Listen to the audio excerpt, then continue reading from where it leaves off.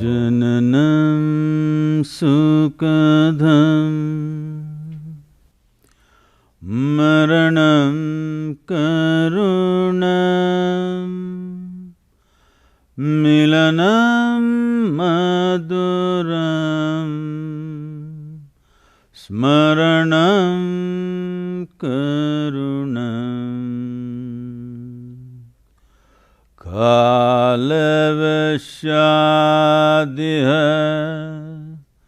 sakalam karunam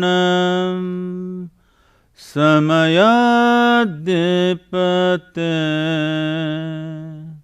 akilam karunam. Good evening. Good evening, everyone. So I'd like to say what a pleasure it is to be with you again. I caught you in India. Yes, we caught each other in India, and before that had the opportunity years ago to have a dialogue at the synagogue. It is remarkable everything you have done in the interim, as it was everything you had done before. I was listening to the parade of influentials, and all I want to say is it's much more impressive to be among the most influential people in India, because there are only about 15 Jews, but there are a billion Indians. So to be among the 50 most influential people in India really is an achievement worth noting. What strikes me, and the first thing that I want to ask you about before I get into specifics, is the enormous range of the things that you are both passionate about and influence, that go from, even though all the source may be internal, but they're very much about the world, about the environment, about human flourishing, about poverty, about all the, what we think of as social causes, and therefore in some sense external, but primarily, of course, your life is about the internal life. So can you tell us how it is, first, that you have such a range, and second, is there anything that you say no to? Well, I have no many passions. My passion is very one-pointed. My passion is for life and everything related to life. Till now, I have not done anything not related to life. So, it's very unifocus, just life. When you handle life, there are many aspects. Different people are engaged with life in different ways, so inevitably you get engaged with all that. Do I say no to anything? Time and resource makes me say no to many things. Unfortunately, I would not like to say no to anything, but time and resources make you say no to many things that you would like to do. What would you like to do?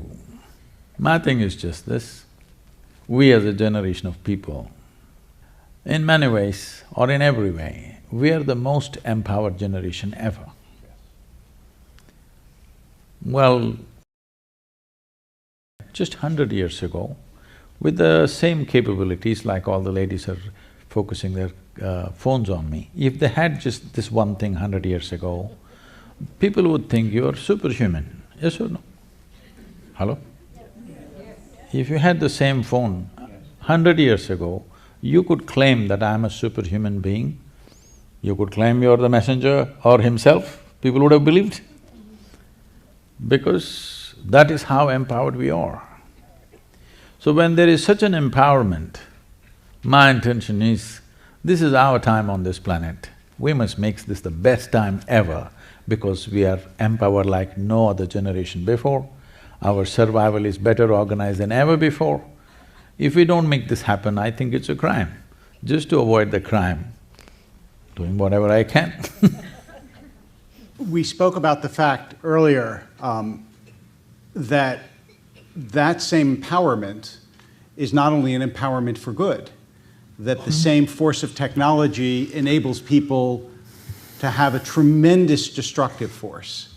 And it is that sort of vector between the two that you spend your life trying to edge towards the empowerment for good. But I wonder if you think of technology when you imagine it and speak about it as more a force for good than evil, or a double-edged sword? It is definitely a double-edged sword. More than saying it's a double-edged sword, it depends on in whose hands it is. It's a tremendous empowerment. But depending on who is holding it right now, accordingly it'll have its consequences. So who should hold it is a question. I feel the most important thing to be done on the planet right now is to move people from compulsive behavior to a conscious behavior. If only they were conscious, well, a whole lot of these things will just vanish tomorrow morning. It's just that they're compulsive about everything. Their thoughts, their beliefs, their emotions, their ideologies are all compulsive. Because of this compulsiveness, they will do things that you cannot imagine human beings can do to each other. So if I have the impulse to check my phone as you're saying that… You're supposed to switch it off. Yes, I'm the victim of compulsive behavior. Well, so I think that this is a wonderful place to actually start a spiritual dialogue, is the issue of compulsive behavior. Because there are compulsions that rule our everyday life in small ways. I know people that wash their hands hundreds of times a day, or check their phone. What's their profession? What's their profession? It is irrelevant what their profession is. Compulsions know of no external reasons, they just are. Or they check their phones all the time. And I wonder if you see that behavior as, in microcosm, the same kind of behavior that causes people in larger ways to do truly bad things in the world. Is compulsion a through line from small to bad? See, compulsiveness is a certain security. When human beings seek security, they will seek familiar terrain. Yes. When you seek familiar terrain, you want to go around on the same place, that's compulsiveness. The moment you seek security in your life, you will become compulsive. There's no other way. Most of the people I know are pretty insecure, though. Constant search of security. The people who are here are seeking you out, I think, in part because you are essentially different from that which they know. And so there is also this desire in people to find the new and the different and the thing which makes them a little bit off balance so that they can grow. No?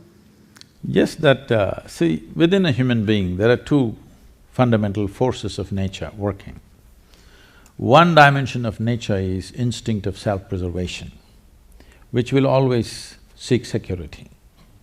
You want to build walls of security around yourself. The walls that you build for self-preservation, before you know what's happening to you, they become the walls of self-imprisonment. So, in search of security, people try to create certainty. Certainty is only possible in death. Life is never certain.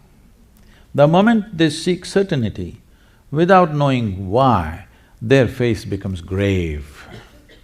That's a good word, you know. It's a pose for the grave. Yes. So a whole lot of people, if you just go out on the streets, well, most of the people are well-to-do. Even those who are homeless are reasonably well-nourished compared to the rest of the world. Pretty well-nourished, I would say. So people are driving their dream cars with a grave face, like it's the end of the world. When you look at them, you think maybe tomorrow is damnation day or something, because their face speaks like world is going to end. That's the kind of expression they have on their face. Why this is happening is, these two dimensions are not against each other. That is, there is one dimension which is seeking self-preservation. There's another dimension within you which has a longing to expand. It doesn't matter who you are, what you are, you want to be something more and something more. Even if I make you the king of this planet, still you will seek the stars and the galaxies. This is the nature of the human being. So there is one dimension of you which is seeking security, there's another dimension of you which is seeking limitless expansion. So these two things within the human intellect has become a conflicting process, but existentially they are not conflicting, because when we talk about preservation or self-preservation, the only thing that needs to be preserved about any of you is your body. Because if you break it, you can't recreate it. So we must preserve this, it's important. But suppose today I trample on all your thoughts, your emotions, your ideas, your beliefs, your philosophies, everything, I break it right now. What's your problem? Next moment you can create a whole set of everything. But right now if I step on your thought or emotion, the pain that you go through is much more than when I step on your foot, isn't it? And that is because your identity has become so physical. You have turned your thoughts and emotions, everything like physical existence.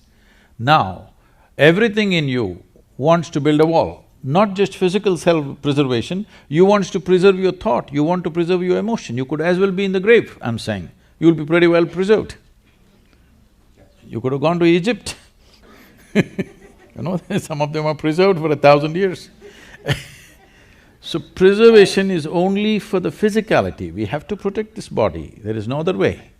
But why should your thought, emotion, ideologies, beliefs need to be protected? Every day if they're trampled down, tomorrow you can come with a fresh set of everything, isn't it so?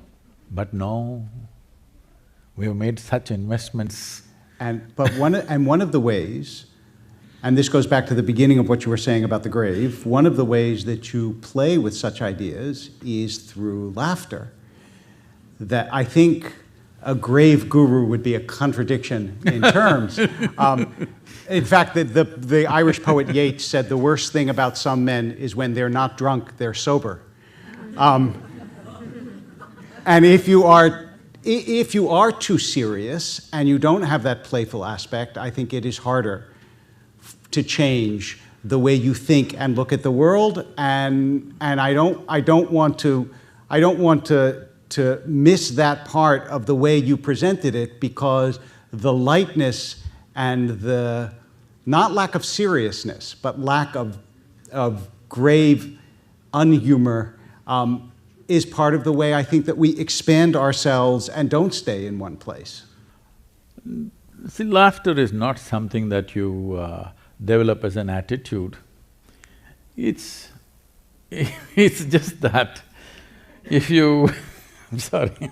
Oh no, I just think you're making my point. It is just that if you look at life without any prejudice, you can't help laughing at it.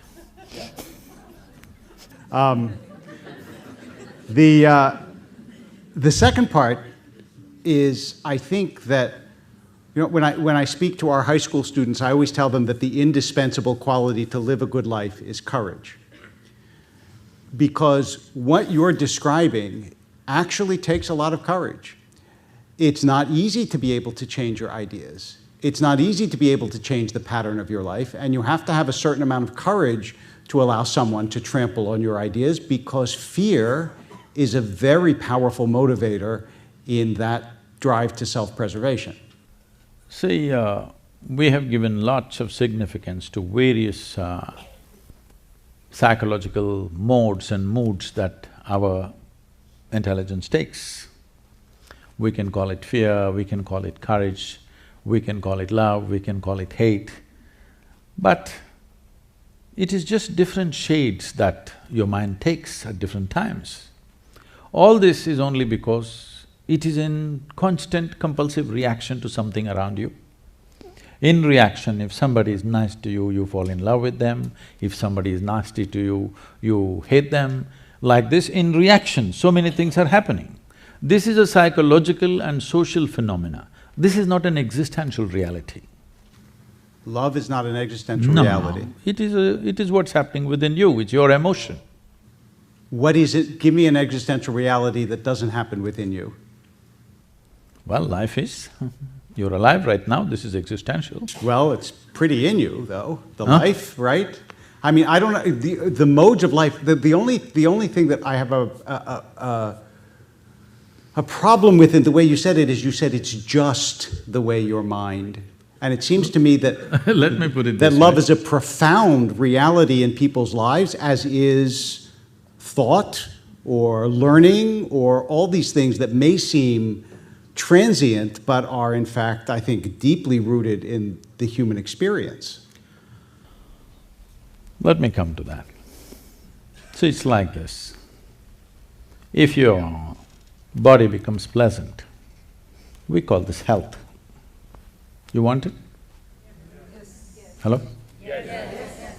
If it becomes very pleasant, we call it pleasure. You want it? Yes. I got a bigger yes for that than health. If your mind becomes pleasant, we call this peace.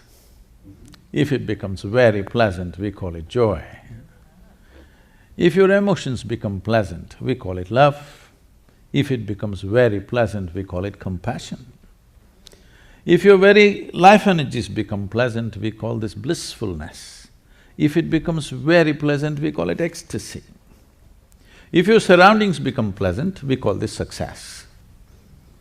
Only for success, only to make the surroundings pleasant, there is a challenge because you need the cooperation of all the forces which are here. But to make my body pleasant, mind pleasant, emotion pleasant and energies pleasant is 100% my business. But right now, what is entirely your business, you're trying to handle it like a social phenomena, so it looks so complicated and all the problems associated with it. But actually, you being peaceful, you being loving, you being joyful, every human experience happens from within you. Whether it happens with external stimuli or its own self-start, this is the question. What I'm asking you is, you remember, maybe you don't, you're still a young man. See, that was pleasant. So, if you had a car in 1950s, you would park it on the slope and in the morning you need two people to push the car. Later on in 60s, crank start, you need one more person to help you. Today everything is self-start, you have a remote which starts your car these days. Now you're driving a car which doesn't even start, it just goes. So, it's just upgradation of technology. So I'm saying, would you like your peacefulness, your joyfulness, your love, your blissfulness, your ecstasy be on self-start or push-start? This is something you have to make up your mind on. So, I'm gonna summarize back to you and you tell me if I understood what I heard. You're trying to return people's almost ownership of their own states of being to inside themselves rather than assume that they have to come from the outside or rely on the outside for them to feel the way they feel. This is part one, is that correct? I would just change one word in that question. It's not a state of being. Me being peaceful is not my state of being. Me being loving is not my state of being. Me being joyful is not my state of being. It's just my thought and emotion playing pleasantly. It's like today, the weather's great. Similarly, my inner climate is doing great right now. This is not a state of being. We must understand this. This being word is being used everywhere as if it's a quantity.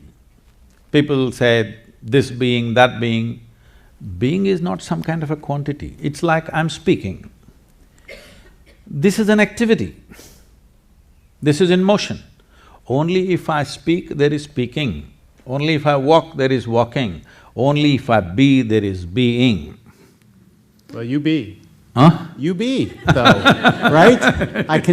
And so I'm not fully persuaded yet by that distinction, but nonetheless, what is interesting in part is that you do actually spend an enormous amount of time and energy, though, trying to make the external world more pleasant for people. The best example is the River Project, which is a remarkable accomplishment and enormously ambitious, and all about making the external world better. So just ensuring that tomorrow our children have water to drink, is it very ambitious? It is today. I mean, you wouldn't think so, but the scale of work that it… That is there. There is a scale because there is a scale of disaster unleashed by people. But otherwise, to look at it simply, ensuring that there is water for your children to drink, is it very ambitious or is it very natural? People have become so unnatural that they don't care tomorrow's generation whether they have water to drink or not. So, I think it's very natural, it's very human for you to respond to these things. But the essence of work is not in that. These are unfortunate needs of our times in which we exist. If I was here 100 years ago, I wouldn't be talking about rivers for sure. So rivers are not my project. Unfortunately, I see a disaster unfolding, so something has to be done about it. When I just stepped out, this is a 30-day journey where I drove 9,300 kilometers personally myself, and we had 142 events in these 30 days and 182 media interviews, and 162 million people responded. The largest ever movement on the planet. 162 million people responded to this, and we changed the policy. The government policy towards rivers has been changed in India because of this Rally for Rivers. Yeah, I think that deserves… yes. No, it's okay. But the important thing is this, why that many people responded? People were asking me, Sadhguru, you got the whole nation together, all the opposition parties, all political rivals, everybody came together for this one thing. I said, see, when I look at it, everybody knew this needs to happen. But they need a fool to bell the cat. They found me.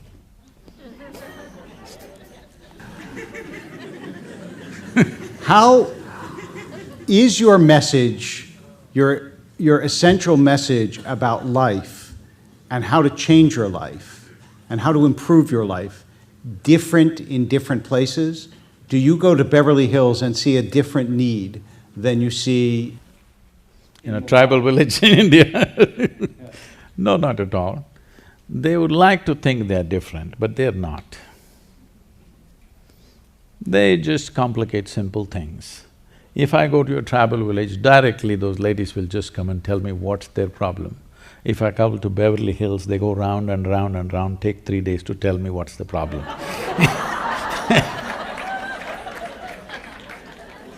Welcome to my hood, Sadhguru.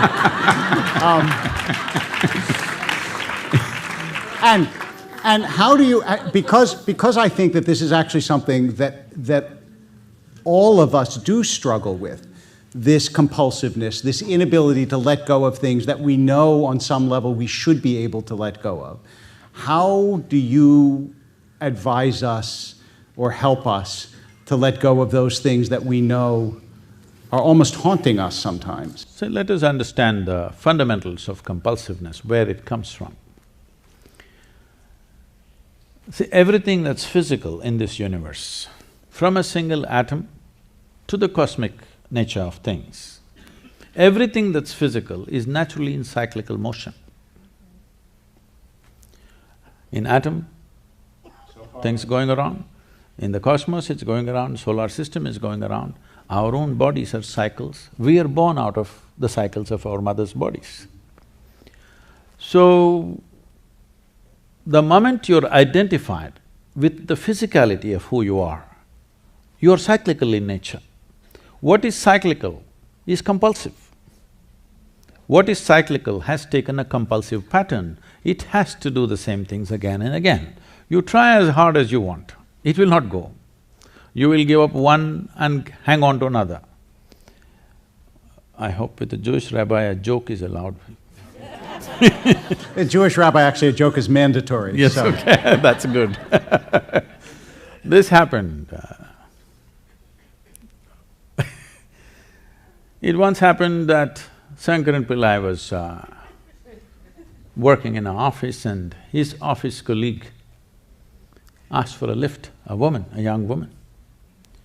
So he took her in the car and he was driving and suddenly he became like an octopus, that his limbs were all over her. So she pushed him away and said, "You fool, I thought you were a decent fellow. What are you trying to do?" He said, "I'm sorry, I gave up smoking."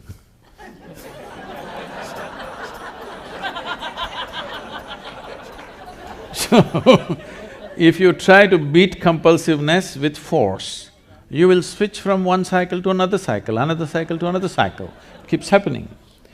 Fundamental thing is this, you are so strongly identified with your own physical nature, inevitably you will be cyclical, do whatever you want. So this is why what spiritual means is that your experience of life becomes… something within you becomes larger than your physicality. Physicality includes your thought and emotion. This is… Yes, no, I mean, what I was going to say, two things. First of all, I think when people talk about whether they're religious or not religious, I actually don't believe that's the distinction. The distinction between people are materialists and non-materialists. That is, those who believe that non-material things are real and spiritual realities are real. And the reason that I bring this up in part is because I know that one of the things we had talked about addressing is the question of mysticism. And it seems to me that both our traditions share a belief that the world that you can see and touch and feel is not all there is. And just now, as I understood you, you were appealing to the non-physical parts of ourselves as a sort of antidote to the over-reliance on the physical part of cyclical compulsiveness. See, it's not a question of… just say yes to one of my questions. Tell me right, you got it right, Rabbi. Okay. I'm working here. Yes, but…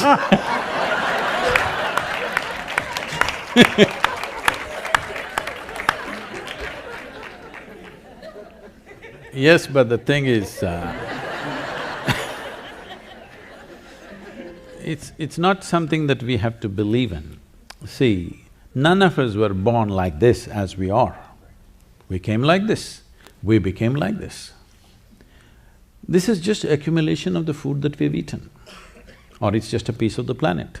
Most people don't get this point till you bury them. Even that in Los Angeles I feel is difficult because I heard they're being buried in a concrete vault. So even in burial, you will still not know that you're part of the earth. So this is something that you gathered. Anything that you gather, at the most you can claim is yours. You cannot claim it's me. I can say, this glass of water is my glass of water. But if I say this is me, you know that I'm a case. You know for sure. So if you say this is my body, yes, it is right now, till we bury you. But if you say this is me, you're a case. Your only comfort is everybody around you is a case.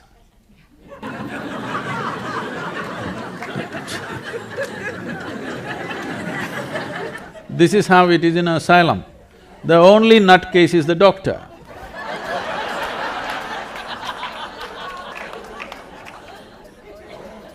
How do you shift that perspective, though? How do you learn to see yourself as continuous with everyone and everything? So it's like this. I'm agreeing with that. We're good, we're good. See, this is my body, that's your body, distinctly separate, at least right now. Yes. Till both of us are buried. Till then, this is my body, that's your body, very clear. This is my mind and that's your mind, very clear. But there is no such thing as my life and your life. There's no such thing. This is like, I'm sure at some stage in your life, when you're in school at least, you blew some soap bubbles, huh? So that's my bubble, this is your bubble. Poop, it goes. There is no such thing as this is my air and this is your air. This is a living cosmos. You captured some, I captured some. How significant a life you become. When I say significance, not how significant you are in the society or in the world. It's not about that. As a life you become significant because you have captured that much of life which overwhelms the puniness of your own mind and physical body. Within you, the life that you captured is a larger dimension than the body that you have gathered and the information that you have gathered in the form of your mind. When the life that you are is bigger than your mind and your body, no teaching is needed. You're simply conscious about that, that's all.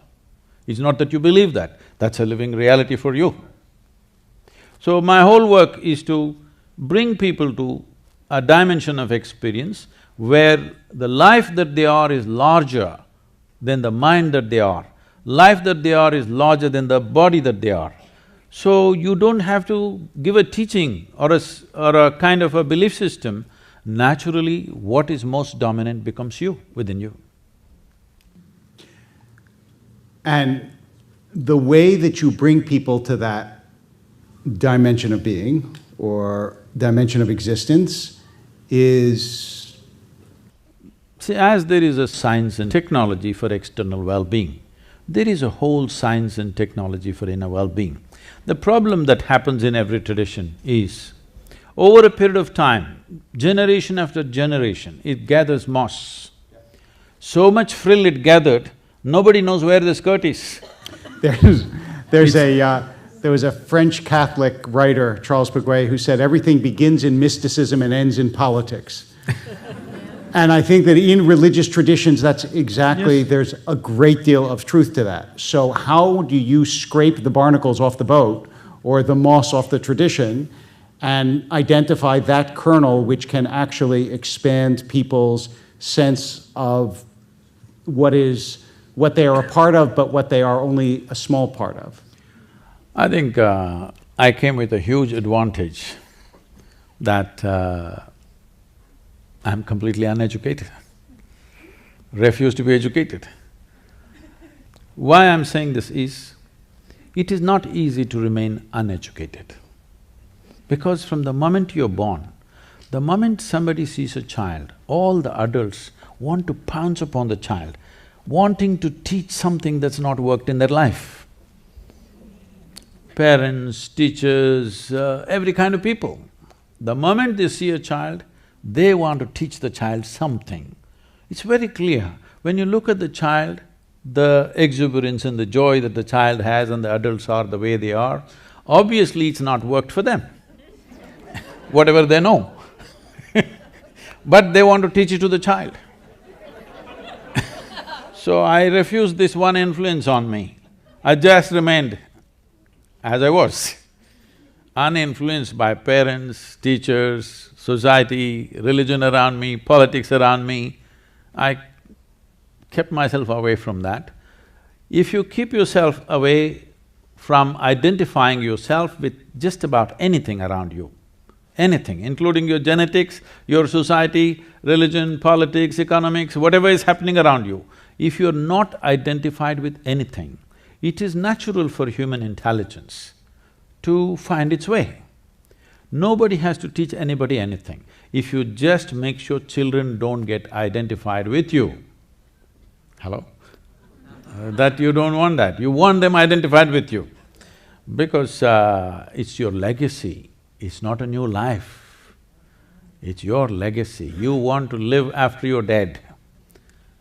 You want them to be just like you in so many different ways.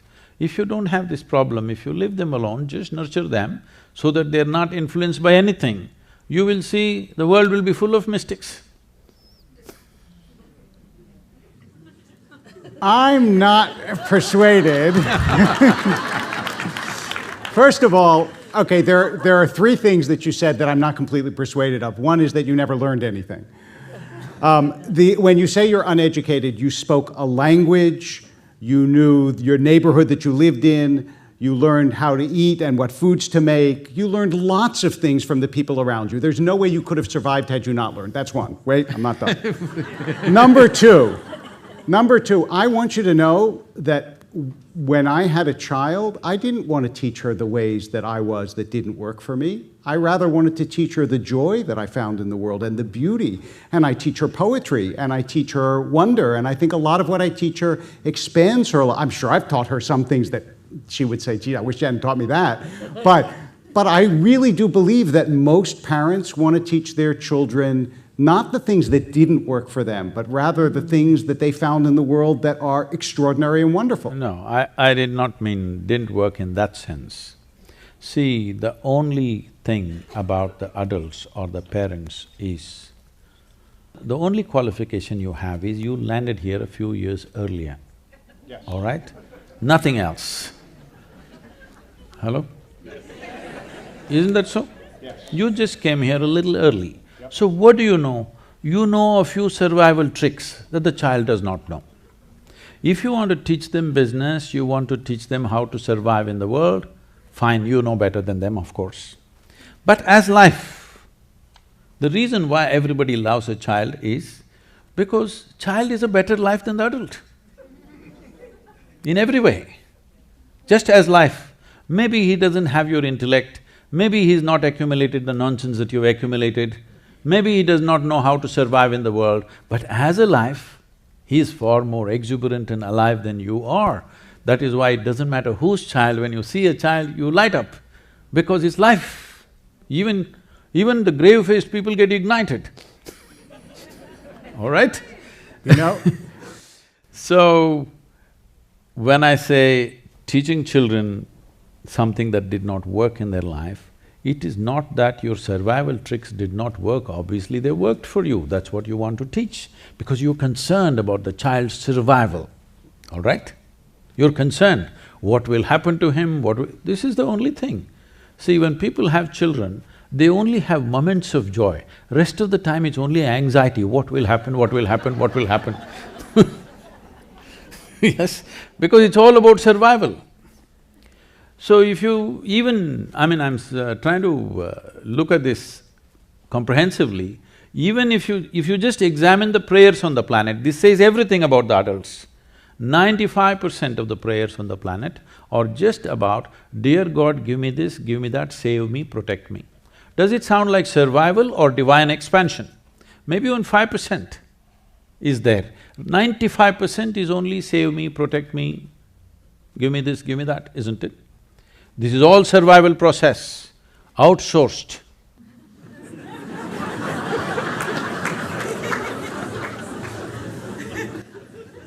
Well, I admit that you are the first person that I know who preaches a desire to uneducate people. And I understand what you're saying, that there is a pure life to a baby, but I don't believe that pure lifedness can exist in an adult the same way it does in a child. I said the same way that it does in a child. No, look, you're a man, in all seriousness, you're a man who has political savvy, you've written books, you travel and speak. There is a certain sophistication to your lack of sophistication that I think is quite right. That seems to be pretty clear. I'm not suggesting, oh, You're just like everybody else. But I also think that maybe you are overplaying the extent to which No, let me civilization, make this clear. I civilization understand is a bad idea. No. I think it's usually a pretty good idea, often. No. Civilization is organization of basic human intent, just an organized structure. But organization can also get suffocating for the growth No question. of an individual life. Yes.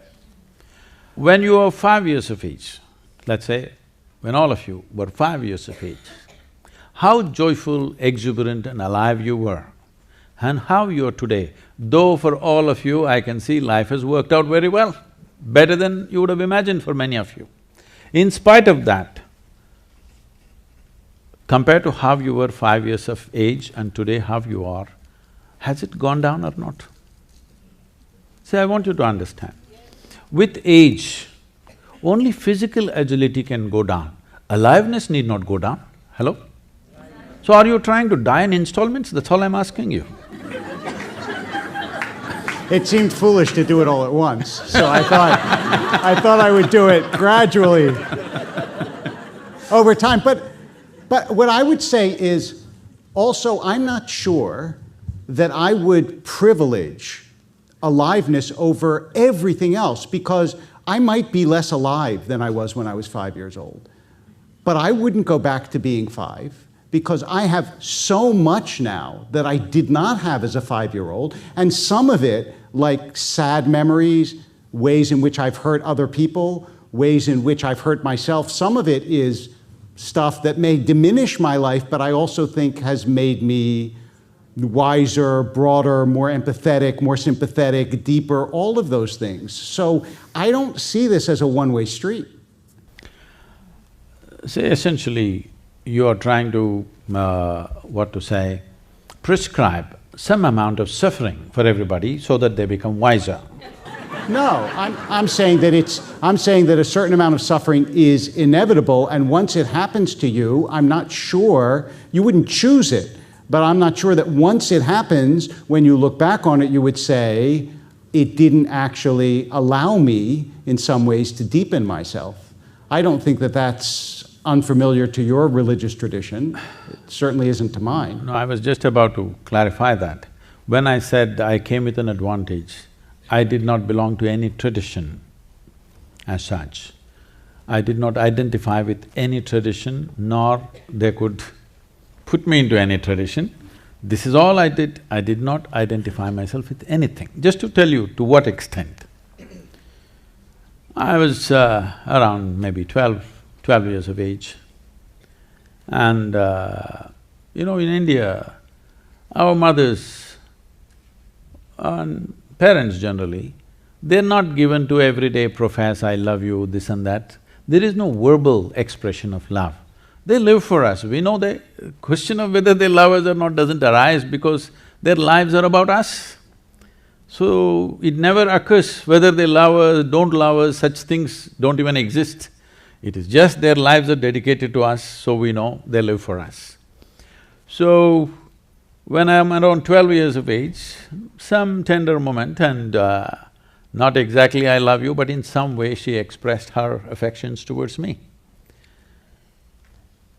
I'm in that mode at that time, struggling, that I made sure that I don't belong anywhere, but at the same time I'm extremely involved with everything.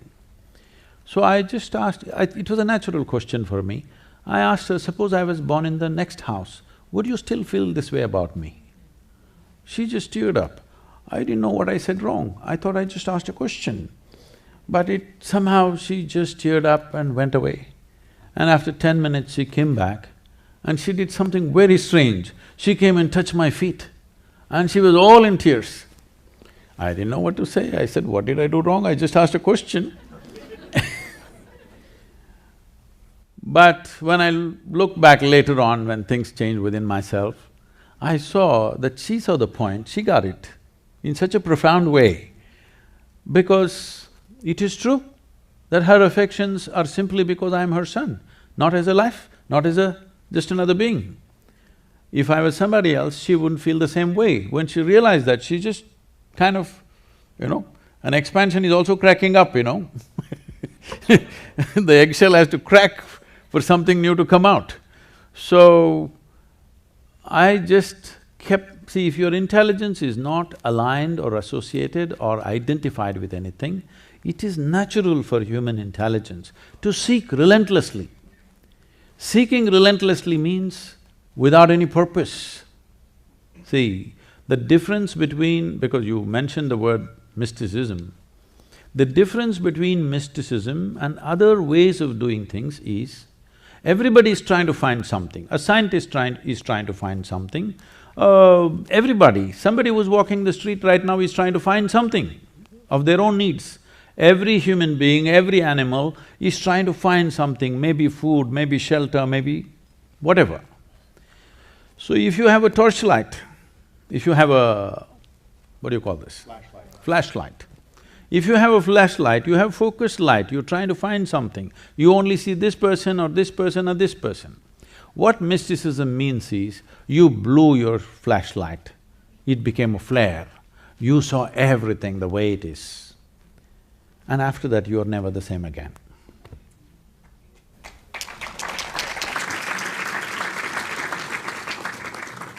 Some people in the group to hear you have sent up some questions, and I'd like to ask you some of the questions that were… many of which touch on themes that we have talked about. We talked about death. Do you believe… I know you don't like the word… I do, I will die. That there is an afterlife? Oh, okay. I thought you were going to ask me whether I will die or not. I will. Not, God willing, for a long time.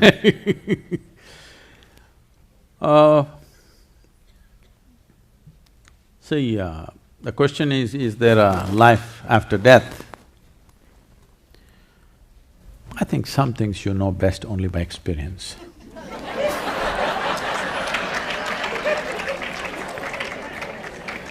But we've already gone through this. It's very clear that we gathered this body. It's very clear we gathered these impressions of the mind. If we have to gather so much, there must be something more fundamental, whatever it is. Something must be more fundamental than physical body and the mental structure. So, essentially, the question that you're asking is not about what happens after death. The question that you're asking is, what is the nature of my existence? Is it not very important that you should know this here, now, when you're alive? So if I tell you, yes, there is life after death, if it is comfortable for you, you believe me, or you will disbelieve me. If you believe me, you will not get any closer to truth. If you disbelieve me, you will not get any closer to truth. All you will have is, you will have a fancy story to tell.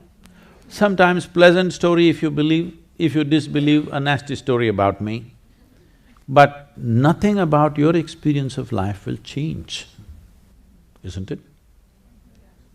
You can believe what I say, you can disbelieve what I say. So I will never put anybody into that obscenity that they have to believe me or disbelieve me. All I'm doing is, where your experience is, stretching it to the next level of experience. Once you taste the next level, I am 100% guaranteed you will want to taste the next and the next and the next. I have no this thing about it. Today, millions of people are following without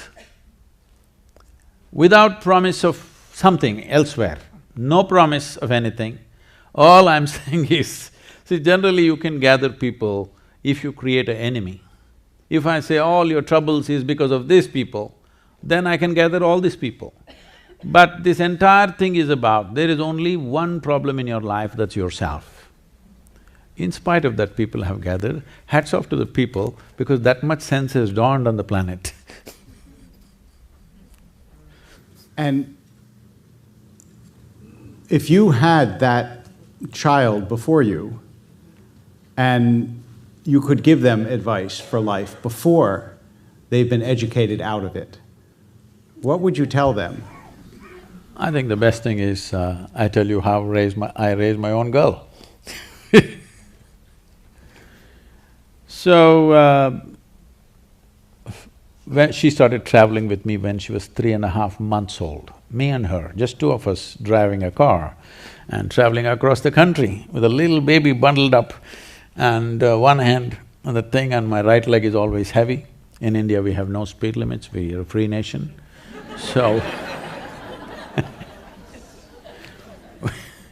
this freedom is extended, people drive on both sides of the street and whichever way. They're testing my mystical powers.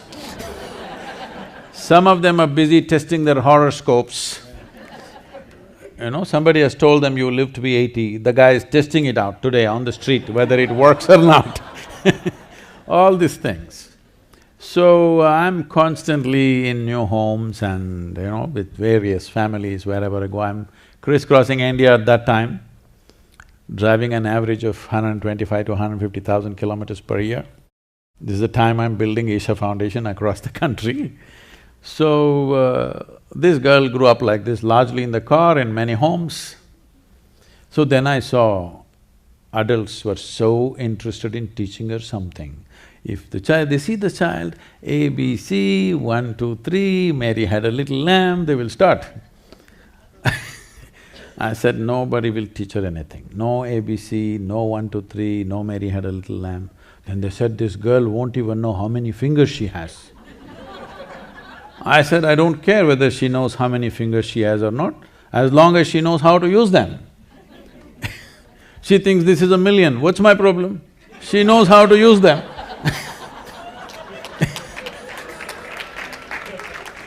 And I don't care whether Mary had a lamb or not. So I made this rule, nobody teach her anything. So, this girl, see, this is the beautiful thing about children, when you don't teach them anything, they're just wanting to drink life. By the time she's 18 months old, she speaks 3 languages fluently, because nobody's teaching her anything, no ABC, no nothing. And by the time she's 4.5 years of age, I've actually checked this, she remembers over 800 names of people, adults, and she thinks they're all her friends. She just sits down and making phone calls after phone calls to all of them and having long conversations with them. Because she doesn't know that she's a child and they're adult, she thinks they're all her friends. So she grew up like this. I wouldn't have sent her to school, but my schedules went crazy.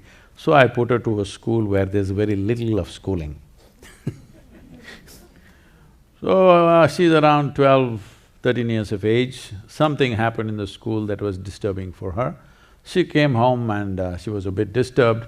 She came up to me and said, you're teaching everybody so many things, you're not telling me anything. I said, well, I'm not known to do things unsolicited.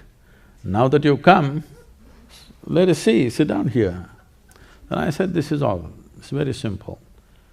Don't look up to anybody. She looked at me like this, saying, what about you, kind of thing. I said, especially me. If you look up to me, you'll miss the whole point. All you will do is maybe make a photograph of me and nail me to the wall. You have to see me as I am.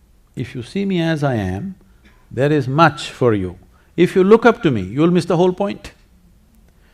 And don't look down on anybody. Don't look up to anybody, don't look down on anybody, this is all. Then you will see life just the way it is. If you see life just the way it is, you will navigate your way absolutely effortlessly.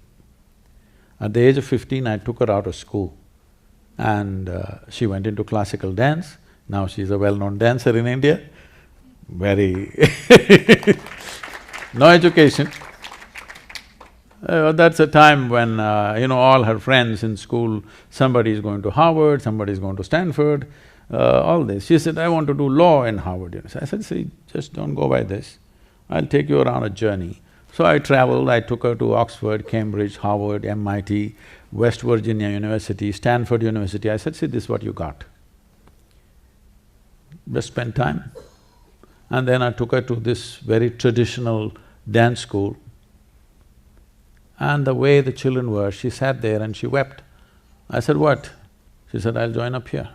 I said, it's great because there the monthly fee was 162 rupees per month, which is $2. per month. I said, this is a great choice you made. And you said you didn't learn anything. I had asked you this actually earlier because I really want to understand, and I don't understand, the conception of God that you have, or gods that you have. And we had talked about it before, and I wonder if there's some way that you can explain to us how you think or how you understand God, gods, the divine. Do you have a conception of that? And if so, what is it? So when we say conception, we are referring to concepts. When we say concepts, obviously they're constructed in our minds, whatever our concepts are. Probably you're referring to the 33 million gods and goddesses of India. These 33 million happened when our population was 33 million. Since then, because of Western influence and Western education, we've become little shy of creating gods. We must understand this, in India, in the northern part of India, these terminologies have been lost because of invasions and the kind of beating that northern India has taken over a period of time. But in southern India, still, a deity or a… See, the word God doesn't belong to India, we don't have such a word actually. There's no the God word anywhere. We call them Bhagwan. Bhagwan means a blessed being. That's the highest word we kind of have, there is no the God word anywhere. So, these deities are referred to as yantras. The word yantra literally translates into a machine or an instrument. So these are instruments to access different dimensions of life. See, we as human beings, we are who we are today in this world. One thing that's really worked for us is the tools that we created, isn't it? For example, maybe many of you've seen, I think there was an image of that in the video. There is Dhyana Linga, which is called a temple. It's called a yogic temple or a multi-religious temple. When I'm speaking, if I refer to the Dhyana Linga as a tool, some devotees get very hurt. Sadhguru, don't call it a tool, it's more than our life. I say, that's fine. If you think I'm offending you by calling Dhyana Linga a tool, you do one thing, you come to the yoga center, I'll give you plumbing job, 3 days. You do it, I won't give you any tools. Just with your bare hands, you can use your teeth. In 3 days' time, all your nails will be gone, some of your teeth will be gone. Then if I give you a spanner, will you worship it or no? Hello? Yes. It's the tools. It is the tools. Right now, I'm speaking here, it is the instrument called microphone which is really speaking to you. Otherwise, if I spoke here, these 10 people would hear, the people behind would poke them and what did he say, what did he say? They would say whatever the hell they wanted to the person behind. This is how it happened in ancient times. Because only these 10-15 people heard. See, today microphone. Why? Because we can speak. To enhance speech, we got microphone. That is not good enough, we made a telephone. We have vision, so we made a microscope, we made a telescope. Because we can walk, we made a bicycle, we made a car, we made an airplane, we made all kinds of things. If you were made like a tree, rooted to one place, would you have thought of a bicycle, I'm asking? No. Because every instrument or every machine that we have created is only an extension of our existing faculties. We have not created anything absolutely new. Everything is just an extension of our existing faculties. So the deities are like this, they're made for different purposes. For every kind of purpose in life, there is one deity. So if you want money, there's one deity. If you want power, there's another deity. You want knowledge, there's another deity. You want love, there's another deity. You want to be fearless, there's another deity. Like this for everything. Just to cap that, you've heard of Ramanujam, have you? No, the mathematician? There was a movie about him. Yeah. I saw that movie here in Los Angeles, I think. You know Ramanujam? So Ramanujam is late 19th century and early 20th century, 1911 or 1912, he died, I think. Very He was young. born… Huh? Very young. Yes. He was born in Tamil Nadu, where we are, in the southern state. He started pouring out mathematics. He's a devotee of a particular female deity. And he started pouring out books and books of mathematics, no training of any kind. So some English professor identified this and sent him to England, Oxford, right? I think so. So he just poured out mathematics. To what extent means, in 1910, he wrote mathematics or the mathematical structures for black holes, describing black holes, when there was no concept of black hole in the scientific community. See, in science, first the concept, then the theory, then the math. But he wrote the math when there was no theory, when there was no concept, he just wrote the math. He was dying of tuberculosis. He sat on his deathbed and simply poured out bookfuls of mathematics. People asked, where is this coming from? He said, my Devi, my goddess, bleeds mathematics. These are his words. Because he is using that deity to open up a window to the existence. I am a living example of that. Just opening up a window and suddenly everybody thinks you know everything, you don't know a damn thing. You just opened a window and you looked out and you're just talking whatever you see there. So these deities came up like this to serve different purposes of human life. Different energy forms were created. There is a whole science of consecration. It's a very powerful science. You must come and experience. There is one here at the Tennessee Center. If you come to India, it will just blast you in the face, you don't have to believe anything. It is not by belief.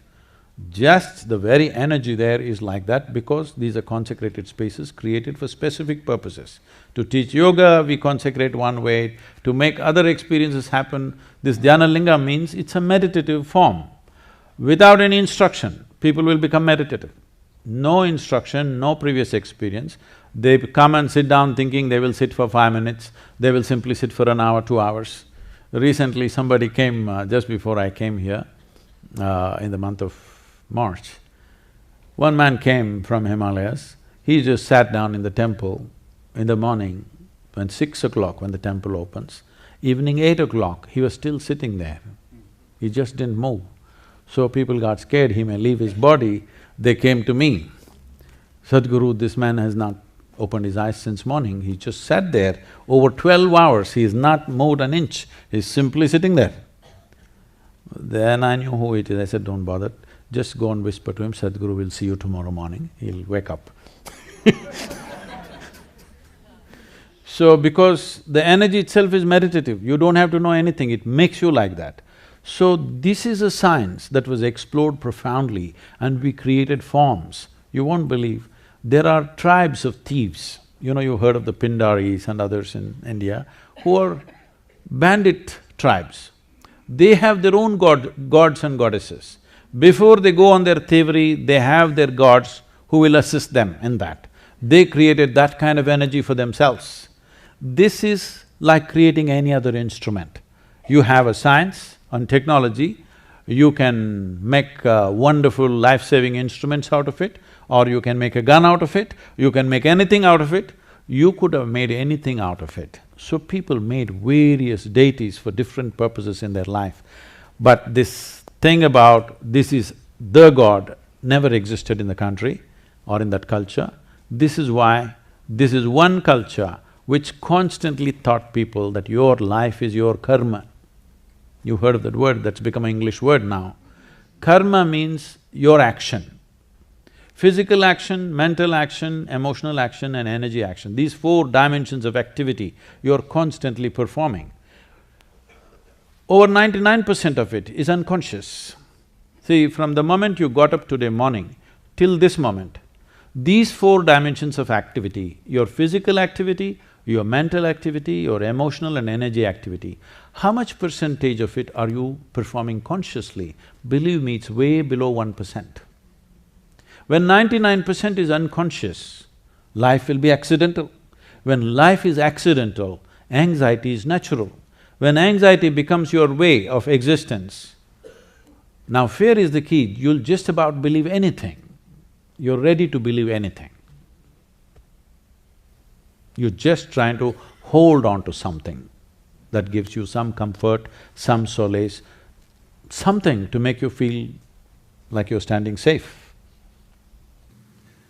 So, all these people are going to go home tonight.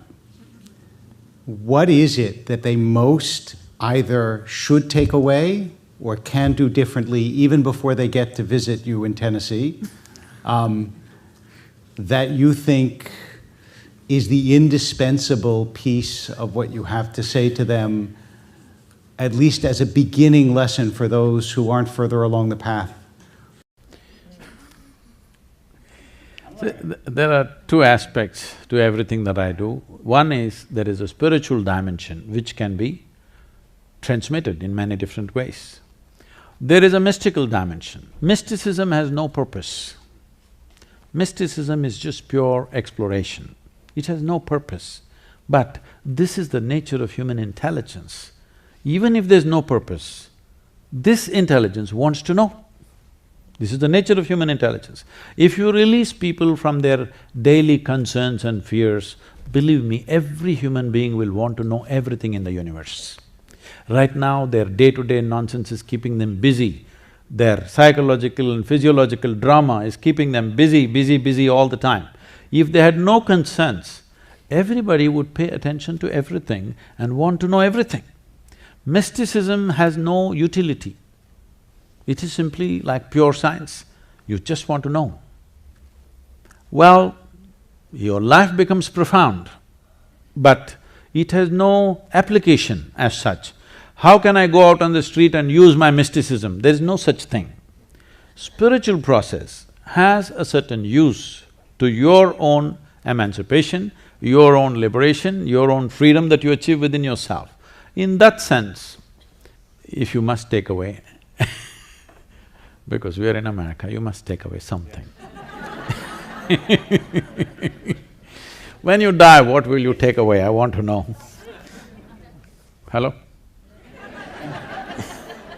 As you said, we'll find out when we get there. I don't know. So, if you must take away, tonight before you go to bed, spend at least 12–15 minutes reminding yourself, you're neither this body nor this mind. Just lie down and just remind yourself, this body is not really you. Do you know, if you live for about 60 years, on an average, most human beings are eating anywhere between 1100 to 1400 tons of food. So that means even what you think is my body is not this, it's changing every day. New input is happening and old things are going away.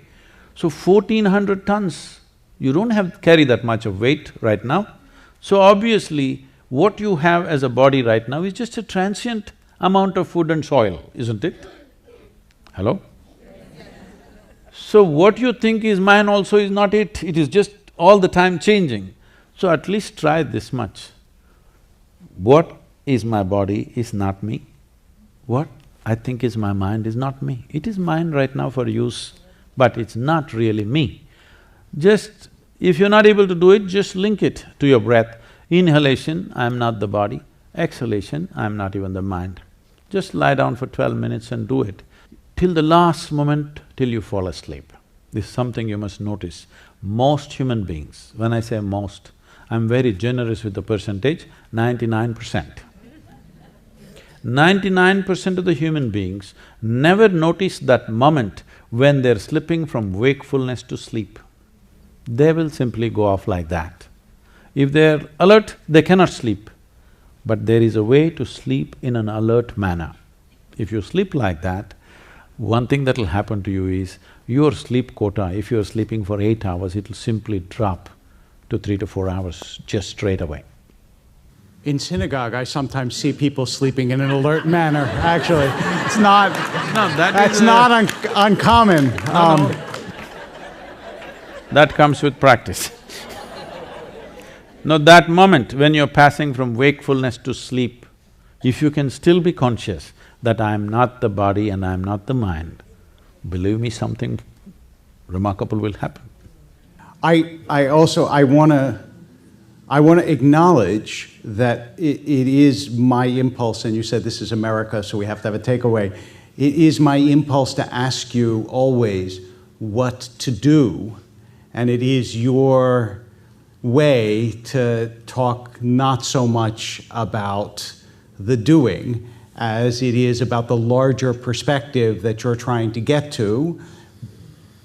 But it's hard sometimes for us to get there without something that we are comfortably concrete. See, what are the instruments to be? That's what people are asking. There is a difference between being and doing. Doing is related to our body or our thought process or our emotion, or maybe even energetically you can do certain things. But being is not connected to any of these things because all these things you accumulate from outside. So a dimension which is not physical in nature, you don't do anything with it, there's nothing to do with it. It is just that if you… in your awareness, in your consciousness, if what is you and what is not you, there is a little space between you and your body, between you and your mind. If a little space arises, suddenly this is the end of suffering in your life. Because you know only two kinds of suffering, physical suffering and mental suffering. Do you know any other kind of suffering? Hello? Even if you're an expert in the field, still you don't know any other kind of suffering, isn't it? Physical and mental. Once there's a little space between you and the body and you and the mind, this is the end of suffering. Only when there is no fear of suffering will you naturally want to walk full stride, wanting to know every dimension of life. When there is fear of suffering, you walk half steps. You only want to do what is safe. And there is nothing safe in this world except dying. Life, anything can happen. And on that beautiful note, we want to thank our guest, Sadhguru.